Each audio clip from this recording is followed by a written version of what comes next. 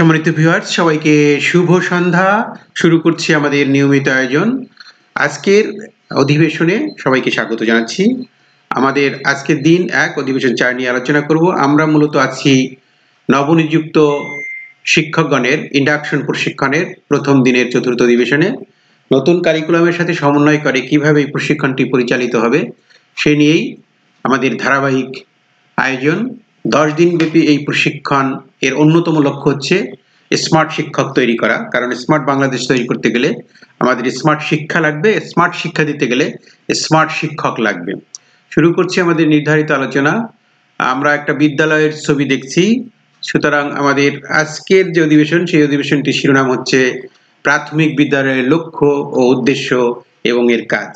প্রতিটি বিদ্যালয় বা প্রতিটি প্রতিষ্ঠানের একটি লক্ষ্য উদ্দেশ্য রয়েছে এবং প্রতিটি প্রতিষ্ঠানের জন্য সুনির্দিষ্ট কাজ নির্ধারণ করে দেওয়া আছে। আমাদের প্রাথমিক বিদ্যালয়ের লক্ষ্য এবং উদ্দেশ্য কি এবং প্রাথমিক বিদ্যালয়গুলোতে মূলত কি কাজ পরিচালিত হয় সেই বিষয়গুলো নিয়ে আজকে আমাদের এই অধিবেশন। আমাদের নবনিযুক্ত শিক্ষকদের জন্য এই অধিবেশনটি খুবই গুরুত্বপূর্ণ। এই অধিবেশন শেষে আমাদের শিক্ষকগণ কি জানবেন, প্রাথমিক শিক্ষার লক্ষ্য উদ্দেশ্য কি সেই সম্পর্কে একটি স্বচ্ছ ধারণা লাভ করবেন। প্রাথমিক বিদ্যালয়ে প্রধানতম কাজ কি কি, অর্থাৎ প্রাথমিক বিদ্যালয়ে অনেক ধরনের কাজ করতে হয়, তার মধ্যে প্রধানতম কাজ কোনগুলো সেগুলো, বিদ্যালয়ের কৌশলগত উদ্দেশ্য কি, কার্যক্রম এবং কর্মসম্পাদনের সূচক, এগুলো ব্যাখ্যা করতে পারবেন। ঠিক আছে, আমাদের আলোচনা আমরা শুরু করছি। প্রথমেই প্রাথমিক বিদ্যালয়ের লক্ষ্য এবং উদ্দেশ্য কি হতে পারে এটি আমরা আমাদের নবীন শিক্ষকদের কাছ থেকে আমরা বিভিন্নভাবে করতে পারি। আমরা এটি পোস্টার পেপার দিয়ে একদিকে লক্ষ্য এবং একদিকে উদ্দেশ্য লিখবে, তারা প্রত্যেকে সে একটি করে লক্ষ্য এবং উদ্দেশ্য লিখবে, সেভাবে করতে পারি। অথবা বিপ কার্ড প্রদানের মাধ্যমে আমরা করতে পারি, অথবা হোল ক্লাসে আলোচনার মাধ্যমে তাদের ধারণাগুলো আমরা আনতে পারি। তাহলে এক্ষেত্রে বিপ কার্ড ব্যবহার করা বা পোস্টার করে তাদের আইডিয়াগুলো নিয়ে আসা, সেগুলো করা যেতে পারে। একটি বিদ্যালয়ের লক্ষ্য কি হতে পারে প্রথমে আমাদের সেটি জানা দরকার। এখানে যেটি বলছে যে প্রাথমিক বিদ্যালয় বিস্তারে, প্রাথমিক শিক্ষা বিস্তারে প্রাথমিক স্কুলের মানে প্রধান ভূমিকা এটি। সেক্ষেত্রে ব্যবস্থাপনার অংশ হিসেবে প্রশাসনিক, একাডেমিক, কারিগরি, আর্থিক সহায়তা প্রদানকারী প্রতিষ্ঠান পরোক্ষ ভূমিকা পালন করে। কেননা প্রাথমিক শিক্ষার মান যাচাই হয় বিদ্যালয় স্কুলগুলোর কার্যক্রম এবং সাফল্যের মাপকাঠিতে। অর্থাৎ প্রাথমিক বিদ্যালয়গুলো যদি ভালো চলে, লেখাপড়ার মান যদি ভালো হয়, তাহলে কিন্তু স্কুল আমাদের শিক্ষার মান যেটা সেটি বাড়বে। সেই জন্য আমাদের জাতীয় যে লক্ষ্য রয়েছে সেইভাবে প্রাথমিক শিক্ষার লক্ষ্য উদ্দেশ্য আমাদের প্রাথমিক বিদ্যালয়ের লক্ষ্য উদ্দেশ্যের সাথে কিন্তু ওতপ্রোতভাবে জড়িত। অর্থাৎ আমাদের প্রাথমিক শিক্ষার এখন তো আর লক্ষ্য নয়, আমাদের প্রাথমিক শিক্ষার ভিশন এবং মিশন করা হয়েছে। এই কথাগুলো এখানে বলতে হবে। ভিশন মিশন রয়েছে, সেই ভিশন মিশনের সাথে বিদ্যালয়ের একটি ভিশন মিশন রয়েছে, অর্থাৎ আমাদের মন্ত্রণালয়ের ভিশন মিশন রয়েছে, অধিদপ্তরের ভিশন, প্রতিটি প্রতিষ্ঠানের একটি ভিশন বা মিশন রয়েছে। ঠিক সেই ভিশন মিশনের সাথে সঙ্গতি রেখেই প্রাথমিক বিদ্যালয়ের একটি ভিশন বা মিশন রয়েছে। এখন প্রাথমিক বিদ্যালয়ের ভিশন মিশন এখানে বলা হয়নি, এখানে লক্ষ্য উদ্দেশ্য এটিকেই বলা হয়েছে। মূলত লক্ষ্য কিন্তু আমাদের একটা থাকবে, লক্ষ্য অনেকগুলো হয় না, একটাই লক্ষ্য থাকে। সেই লক্ষ্যটা কি, আমাদের প্রাথমিক বা প্রাক প্রাথমিক স্তরের শিক্ষাক্রমের সফল বাস্তবায়নই মূলত প্রাথমিক বিদ্যালয়ের লক্ষ্য। এই একটি কথা আমাদের হাইলাইটস করতে হবে, সেটি হচ্ছে যে প্রাথমিক শিক্ষা স্তরের, প্রাথমিক এবং প্রাক প্রাথমিক স্তরের শিক্ষাক্রমের সফল বাস্তবায়নই প্রাথমিক শিক্ষার লক্ষ্য। এই লক্ষ্যটি অর্জন করার জন্য এই লক্ষ্যের সাথে সঙ্গতি রেখে অনেকগুলো উদ্দেশ্য নির্ধারণ করা হয়েছে। সেই উদ্দেশ্যগুলো আমরা এখন জানবো। স্কুল বয়সী উপযোগী সকল শিশুর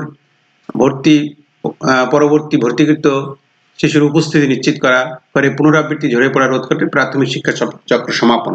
অর্থাৎ প্রাক প্রাথমিক থেকে পঞ্চম শ্রেণী পর্যন্ত একটা চক্র, যদি আমরা বলি শিক্ষা চক্র যেটাকে বলি, অর্থাৎ যে শিশু প্রাক প্রাথমিক ভর্তি হবে সে পর্যায়ক্রমে পঞ্চম শ্রেণী সমাপ্ত করবে।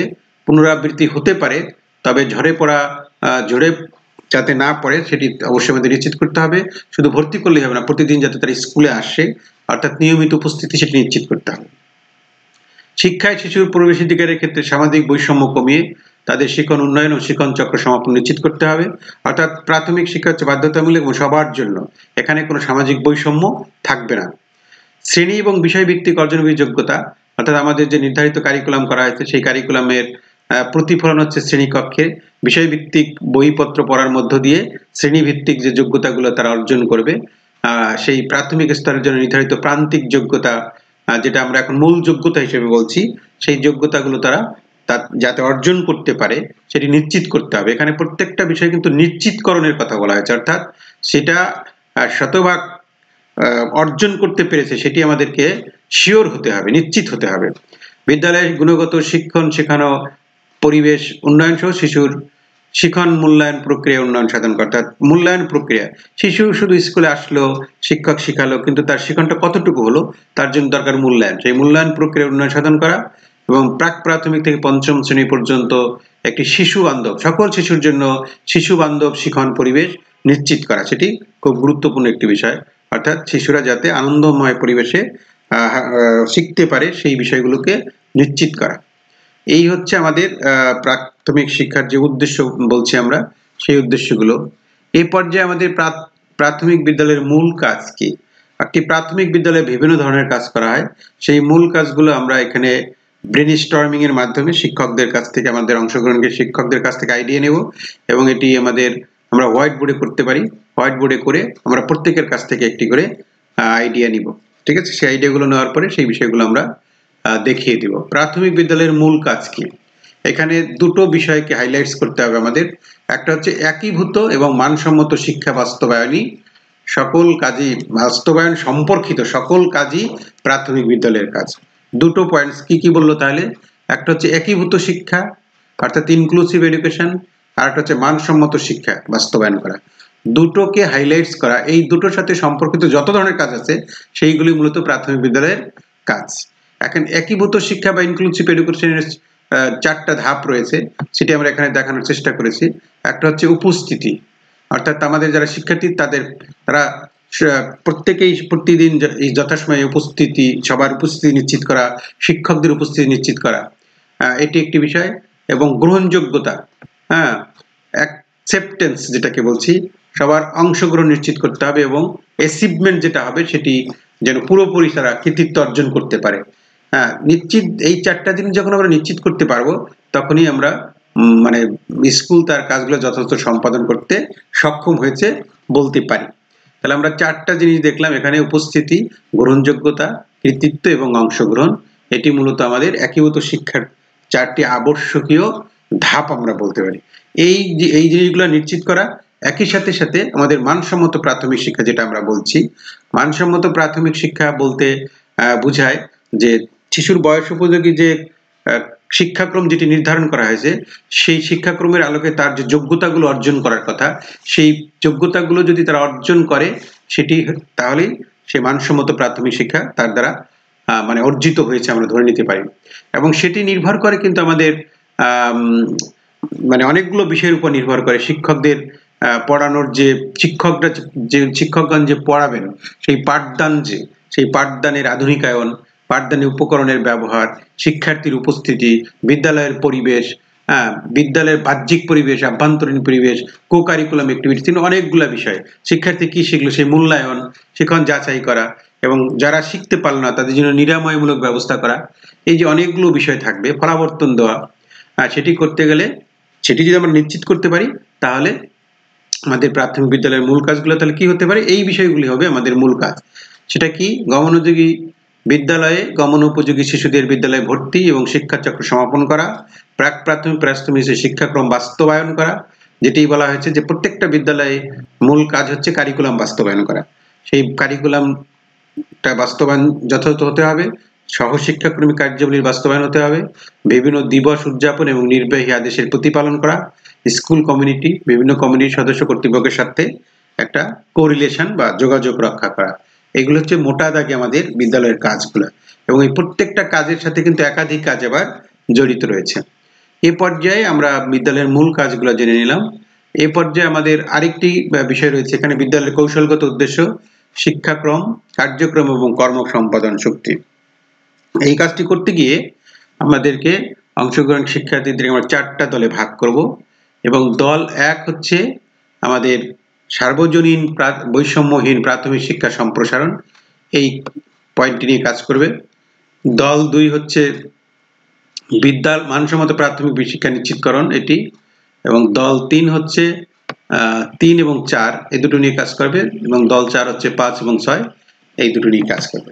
এখন কাজটা কিভাবে হবে সেটি আমরা একটু আলোচনা করে দিচ্ছি, এবং প্রতিটি এইখানে যে পয়েন্টগুলো দেওয়া আছে এই প্রত্যেকটা পয়েন্টের সাথে কার্যক্রমের সাথে কিছু মানে কার্যক্রম রয়েছে, কিছু কর্মসম্পাদন সূচক রয়েছে। সেই প্রতিটি উদ্দেশ্যের কাজ এবং সূচক যেগুলো রয়েছে সেগুলো যদি আমরা অর্জন করতে চাই, বাস্তবায়ন করতে চাই, তাহলে শিক্ষক হিসেবে তাদের করণীয় কি, এটি মূলত তাদেরকে দল ভিত্তিক এই কাজ করতে হবে। আমরা যদি সেটি একটু দেখাই, যেমন আমাদের প্রথম দলের জন্য রয়েছে সার্বজনীন বৈষম্যহীন প্রাথমিক শিক্ষা সম্প্রসারণ। এখানে অনেকগুলো 10টা পয়েন্ট রয়েছে, ক্রমিক রয়েছে, এবং এটা কার্যক্রম, অর্থাৎ এই পয়েন্টের আলোকে নির্ধারিত সময় বিনামূল্যে পাঠ্যপুস্তক বিতরণ, এটি কিন্তু একটি কাজ। এবং এখানে আরেকটি বিষয় বলা দরকার, আমাদের বছরের শুরুতেই যে আমাদের প্রধান শিক্ষকগণ সহকারী উপজেলা শিক্ষা অফিসারগণের সাথে এপিএ চুক্তি যেটা সম্পাদন করে, এপিএ চুক্তি বলি, অ্যানুয়াল পারফরমেন্স ইন্ডিকেটর যেটা রয়েছে, সেই এপিএ চুক্তির মধ্যে যে এই কাজগুলো কিন্তু সেই এপিএ চুক্তির মধ্যেই রয়েছে। সেই এপিএ চুক্তি প্রধান শিক্ষক বিদ্যালয়ের সহকারী শিক্ষকদের নিয়ে কিন্তু বাস্তবায়ন করবে।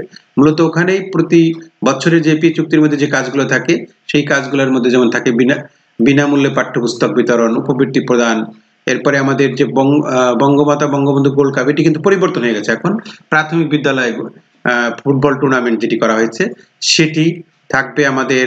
তারপরে ক্রীড়া সাংস্কৃতিক বিদ্যালয়ে যে বিভিন্ন ধরনের কাজকর্ম আছে, শিক্ষা সপ্তাহ উদযাপন, সামাজিক উদ্বুদ্ধকরণ, ছাত্রছাত্রীদের মিড ডে মিলের ব্যবস্থা করা, বিদ্যালয়ের ফান্ডিং, বিদ্যালয় ব্যবস্থাপনায় যেটা করতে হবে সরকারিভাবে যেখানে রয়েছে সেখানে তো রয়েছে, কাবিং কার্যক্রম, স্টুডেন্ট কাউন্সিল গঠন, এই 10টি কাজকে মূলত এই বৈষম্যহীন প্রাথমিক শিক্ষা সম্প্রসারণের এই পয়েন্টের আওতায় রাখা হয়েছে, ক্রাইটেরিয়া আওতায় রাখা হয়েছে। এবং এটি করতে গেলে কর্ম সম্পাদন সূচকটা কি হবে, আমরা যে নির্ধারিত সময় বিদ্যালয়ে পাঠ্যপুস্তক বিতরণ করতে পারছি এটি নিশ্চিত করতে হবে, আমাদের বই প্রাপ্তি নিশ্চিতকরণ, অর্থাৎ সকল শিক্ষার্থী বই পেয়েছে, নির্দিষ্ট সময়ে উপবৃত্তি সুবিধাভোগী ছাত্রছাত্রীদের তথ্য প্রদান করা, সেটাকে আপডেট করা, সেটাকে ক্লাস্টারে পাঠানো, অনলাইন ভিত্তিক যে কাজগুলো রয়েছে, এই কাজগুলো এগুলো হচ্ছে সূচক। এটি যদি করতে পারি এবং তাহলে এই কাজটা আমার হবে, এইগুলো করতে পারলে এই কাজটা আমার অর্জন করা হয়েছে। ঠিক এইভাবে এই কাজগুলো করতে গিয়ে একজন শিক্ষক হিসেবে তাদের করণীয় কি সেটি মূলত দলে তারা আলোচনা করে, দলভিত্তিক আলোচনা করে তারা লিখবেন। যেমন 2 নম্বর এর পরের যে পয়েন্টটা রয়েছে মানসম্মত প্রাথমিক শিক্ষা নিশ্চিতকরণ, এখানে কিন্তু 11টা কাজ রয়েছে। 11 ধরনের কাজ এখানে আইডেন্টিফাই করা হয়েছে, এর বাইরেও হতে পারে, মূলত এখানে একটা আইডিয়া দেওয়া হয়েছে যে এই কাজগুলা করা হয়। এর মধ্যে হয়তো কিছু কাজ এখন নাও থাকতে পারে, যেমন ওয়ান ডে, এখানে যে ওয়ান ডে ওয়ান ওয়ার্ড একটা কার্যক্রম আমাদের ছিল আগে, এটা কিন্তু এখন নেই। তবে এটি স্কুল যদি মনে করে ওয়ান ডে ওয়ান ওয়ার্ড একটি ভালো কার্যক্রম, এটি অবশ্যই তারা করতে পারে। তো এইভাবে আমাদের শ্রেণী রুটিন প্রস্তুত করা, শিশু জরিপ করা, ই সিস্টেম মানে যে আমাদের যে অনলাইন শিক্ষক তথ্য IPMS যেটাকে আমরা বলি, হোম ভিজিট করা, এই কাজগুলো কিন্তু এইখানে দেওয়া হয়েছে। এটি করতে গিয়ে আমাদের নির্ধারিত সূচক কি হবে সেগুলো এখানে দেওয়া হয়েছে, এবং এই কাজগুলো করতে গেলে সহকারী শিক্ষক হিসেবে তাদের করণীয় কি সেটি কিন্তু তারা দলভিত্তিক আলোচনার মাধ্যমে লিখবে। পরের যেটি রয়েছে বিদ্যালয় ব্যবস্থাপনার উন্নয়ন, এখানে 3টা পয়েন্ট রয়েছে, যেটিকে আমাদের SMC বলা হয়েছে, স্কুল ম্যানেজমেন্ট কমিটি, সভা আয়োজন করা এখানে। তারপর PTA হচ্ছে টিচার্স প্যারেন্টস অ্যাসোসিয়েশন, শিক্ষক ও অভিভাবক সমিতি যেটাকে বলছি আমরা, PTA। তারপরে হচ্ছে স্কুল ইমপ্রুভমেন্ট লেভেল প্ল্যান যেটাকে বলছি, অর্থাৎ বিদ্যালয় ভিত্তিক উন্নয়ন পরিকল্পনা। এই যে বিভিন্ন কমিটি রয়েছে সেই কমিটির কাজগুলো করা, সেটার জন্য কর্মসম্পাদন চুক্তি রয়েছে, এবং এটি করতে গিয়ে শিক্ষক হিসেবে তাদের করণীয় কি সেটি তারা লিখবেন, এবং এটি বাস্তবায়ন করতে গেলে তাদের করণীয় কি।